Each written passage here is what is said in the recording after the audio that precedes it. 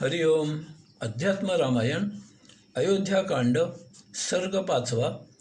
प्रवचन क्रमांक 35. वनगमन भाग 4.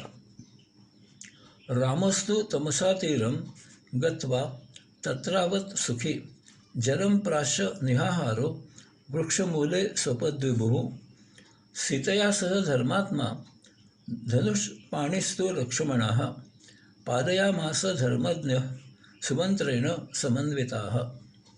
रामप्रभू तमसा नदीच्या तीरावर पोहोचले. तेथे ते रात्री कोणताही आहार न घेता केवळ पाणी पिऊन सीतेसह एका वृक्षाखाली झोपले. त्यावेळी धर्मात्मा लक्ष्मण आणि धर्मज्ञ सुमंत्र हाती धनुष्य घेऊन रामप्रभू आणि सीतामाईंचे रक्षण करत राहिले. त्यांच्या पाठोपाठ नगरवासीयही तेथे पोहोचले आणि ते रामप्रभूंच्या सन्निध राहिले. त्या सर्वांनी निश्चय केला होता की एकतर रामप्रभूंना अयोध्या नगरीला परत न्यायचे किंवा आपण सर्वांनी रामप्रभू जेथे जातील तेथे त्यांच्याबरोबर राहायचे.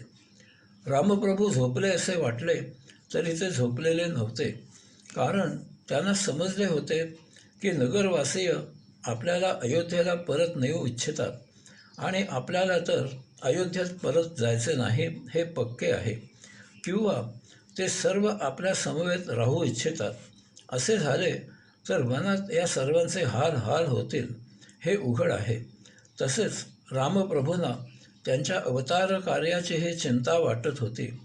हे आयोजन अभेरून चालणार नव्हते. अशावेळी युद्ध सुरू असताना प्रजाजनांचे रक्षण करणे अवघड होईल. असे होऊ नये म्हणून काही विचार करून ते संधीची वाट पाहत पडून राहिले. यथा कालावधीनंतर रामप्रभूंनी खात्री केली की सर्व नगरवासीय झोपले आहेत, आणि ते स्वाभाविकच होते, कारण ते सर्व दिवसभर चालत चालत आले होते आणि शिवाय रात्री त्यांना काही अन्नही मिळाले नव्हते. दमून भुकेने व्याकुळ होऊन सारे तसेच निद्राधीन झाले होते. रामप्रभूने लक्ष्मण आणि सुमंत्र यांना हलकेच हाक मारली आणि त्यांना सांगितले, रथ सज्ज करा, आपण येथून त्वरित जायचे आहे. इत्याज्ञप्तः सुमंत्रोपी रथम वैहेरयोजयत आरुह्य राम सीताच लक्ष्मणोपी ययुद्रुतम. रामप्रभूने सांगितल्याप्रमाणे सुमंत्राने रथाला घोडे जोडले. मग सीता, राम, लक्ष्मण हे त्वरित रथावर आरूढ झाले आणि रथ शीघ्र गतीने पळवत तेथून निघून गेले. रथ प्रथम उलट वळवून अयोध्या नगरीच्या दिशेने काही अंतर नेऊन मग तेथून रथ एका बाजूला वळवून ते पुन्हा वनात निघून गेले. सकाळी प्रजाजन जागे झाले. त्यांना राम, सीता, लक्ष्मण, सुमंत्र दिसेनात, तेव्हा त्यांना दुःख झाले. परंतु त्यांना रथाची चाकोरी, रथाच्या चाकांची धाव अयोध्या नगरीच्या दिशेने दिसून आली. यामुळे ते सर्व अयोध्या नगरीला आले. परंतु त्यानंतर त्यांना खरा प्रकार समजला. पुढे नाईलाजाने प्रतीक्षा करत ते सर्व सीताराम यांचे चिंतन करत राहू लागले. सुमंत्राने रथ वेगाने दौडत नेला. वाटेत ग्रामीण भाग पाहत पाहत ते सर्वजण शृंगवेर नगरापासून जवळच असलेल्या गंगा नदीवर पोहोचले. गंगेच्या दर्शनाने रामप्रभू आनंदित झाले. त्यांनी गंगेत स्नान केले आणि मग शिसवी वृक्षाच्या सावलीत विश्रांती घेत बसले. त्यावेळी लोकांकडून निषादराज गुहा याला रामप्रभूंच्या मंगल आगमनाचे वृत्त समजले. त्याबरोबर मोठ्या आनंदाने तो आपले स्वामी आणि स्नेही असलेल्या रामप्रभूंना भेटण्यासाठी निघाला. निघताना त्याने रामप्रभूंसाठी फळे, कंदमुळे, मध, फुले इत्यादी घेतले. गंगा किनारी रामप्रभू जेथे होते तेथे गुहा सत्वर पोहोचला. अत्यंत आदराने, भक्तिभावनेने त्याने रामप्रभूंना खाद्यमेवा नजर केला आणि त्यांना दंडवत घातला. त्यावेळी चटकन उठून रामप्रभूंनी गुहाला वर उठविले आणि त्याला आलिंगन दिले. पाहिलेत का रामप्रभूंचे आचरण? ते राज्याचे युवराज आहेत, तरीही गुहाने नमस्कार केल्यावर ते त्याला आलिंगन देत आहेत, त्याला आपल्या बरोबरीची वागणूक देत आहेत. नाहीतर आजचे अर्ध्यामुर्ध्या हळकुंडाने पिवळे झालेले तथाकथित पंडित विद्वान राजकारणी कोणी नमस्कार केल्यावर त्याला उलट नमस्कार करणार नाहीत, शिष्टपणाने आशीर्वाद देतील, दीर्घारोग्य भव. नमस्कार करणारे कोणी नववधू असेल तर पुत्रवती भव असा आशीर्वाद देतील. संपुष्ट कुशलो राम गुहा प्रज्वलिरब्रवीत, धन्योहम मध्य मे जन्म नैषादम लोकपावन. रामप्रभूंनी गुहाचे मोठ्या आपुलकाने क्षेमकुशल विचारले तेव्हा हात जोडून गुहा म्हणाला, हे लोकांचे कल्याण करणाऱ्या रामा, आज निषाद जातीमध्ये माझा जन्म सफल झाला, कारण यामुळे आज मला तुमचा स्नेह मिळाला. गुहा पुढे म्हणाला, आपण मला प्रेमाने जवळ घेतलेत, आपल्या स्पर्शाने मला फार मोठा आनंद मिळाला, माझा फार मोठा सन्मान झाला. गुहा पुढे जे बोलत आहे त्यावरून त्याला रामाच्या वनवासाचे वृत्त माहीत झाले असावे असे वाटते. गुहा रामप्रभूंना म्हणाला, हे रघुश्रेष्ठा, आपल्या या सेवकाचे हे निषाद राज्य तुमचेच आहे. यास्तव हे रघुवरा, आता आपण येथेच राहा. आपण राज्याचे आमचे पालन करा. आपण नगरात जाऊ.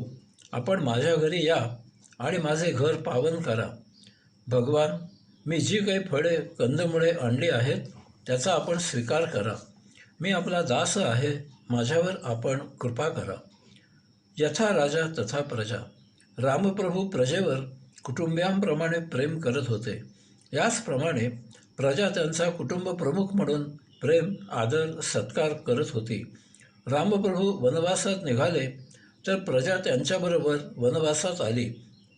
त्यांच्याबरोबर कायम राहण्याचा हेतू यामागे होता. तसा प्रजेने निश्चय केला होता.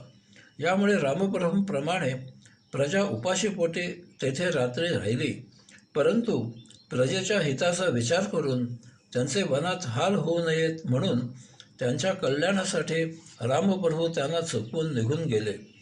नाहीतर ते सर्व त्यांच्या समवेत वनात कायम राहिले असते. आता वनामध्ये आल्यावर निषाद राजा आपणहून त्यांना भेटायला आला. रामप्रभू आल्याचा त्याला मनःपूर्वक आनंद झाला आहे. तो त्यांना त्याचे वनामधील राज्य ताब्यात देऊन त्यांचा दास म्हणून तेथे मोठ्या आनंदाने राहू इच्छित आहे. असे हे अकृत्रिम प्रेम मिळविणे आपल्या हाती आहे. आपण जसे पेरावे तसे उगवते. गुलाबाची फांदी लावले तर गुलाब पुष्पे मिळतील, परंतु घाणेरीचे रोप लावले तर घाणेरीच फोफावेल. हुकुमशाही, दमदाटी, दंडेरी, दहशत, हम करोसे कायदा करून प्रेम मिळत नाहीत. वरवर भीतीने घाबरून कोणी मान तुकवली तरी ती वेळ निघून जावी एवढ्यापुरतीच असते. अशांचे प्रजा मनापासून घृणाच करत असते. येथे काहीही कायम टिकाऊ नाही, बाजू पलटते. त्यावेळी प्रजेची मन की बात बाहेर येते आणि मागील व्याजासकट वचपा काढते. रामस्तमाह सुप्रीतो वचनम शृणु मे सखे, न वीक्षामी गृहम ग्रामम नववर्षाणी पश्चच. निषाद राजेचे हे असे प्रेमाचे बोल ऐकून रामप्रभू अतिशय प्रसन्न झाले. ते राजा गुहाला म्हणाले, मित्रा गुहा, प्रतिज्ञा पालनाप्रमाणे मी 14 वर्षे कोणत्याही गावात किंवा घरामध्ये प्रवेश करणार नाही. तू तुझे हे संपूर्ण राज्य माझ्या स्वाधीन केले आहेस. तू माझा अतिशय प्रिय मित्र आहेस. तुझ्या घरी येण्याचा तू मला आग्रह करत आहेस, परंतु मला पित्याची 14 वर्षे वनवासात राहण्याची आज्ञा आहे. त्याचे पालन करणे माझे कर्तव्य आहे. यामुळे तू माझ्यासाठी आणलेली फळे, कंदमुळे याचा मी स्वीकार करू शकत नाही. राज्यच काय, तुझ्या घरी मी येऊ शकत नाही. रामप्रभू आणि लक्ष्मण यांनी जटाजूट बांधला. ते फक्त पाणी प्यायले. लक्ष्मणाने कुश, पाने यांची शय्या तयार केली. त्यावर राजमहाली जशी रामप्रभू आणि सीतामाही शृंगारलेल्या पलंगावर शय्या करत होते त्याचप्रमाणे अगदी सहजच रामप्रभू सीतामाई समवेत सुखाने पहुडले. तेथे लक्ष्मण आणि गुहा धनुष्य सज्ज करून सर्वत्र लक्ष ठेवून पहारा करत रामप्रभू आणि सीतामाई यांचे रक्षण करू लागले. हरिओम.